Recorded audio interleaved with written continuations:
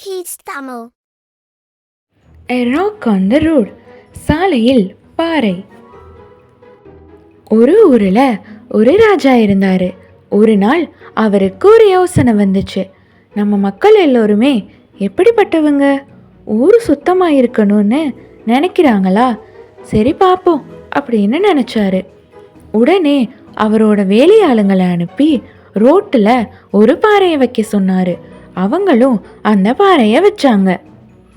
இவரும் ஒரு மரத்துக்கு பின்னாடி போய் ஒளிஞ்சு நின்னாரு. யாரு அதை நகர்த்துறாங்க அப்படின்னு பார்த்தாரு.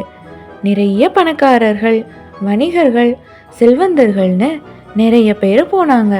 ஆனால் யாருமே அதை நகர்த்தவே இல்லை.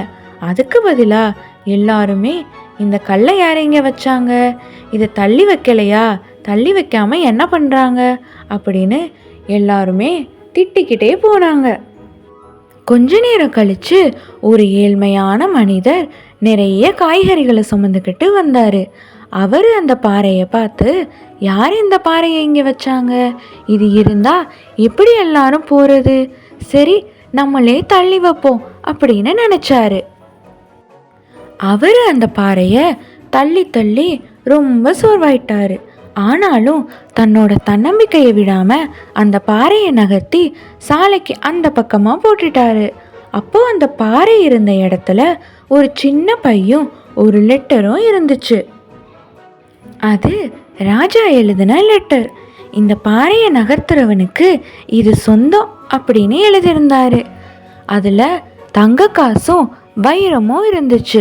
அதை பார்த்த அவனுக்கு ரொம்ப சந்தோஷம். இதை எல்லாத்தையுமே மறைஞ்சிருந்து பார்த்த ராஜாவும் ரொம்ப சந்தோஷப்பட்டாரு. Moral of the story: work done selflessly always yield rich dividends. தன்னலமின்றி செய்யப்படும் வேலை எப்போதும் வளமான பலன்களை தரும்.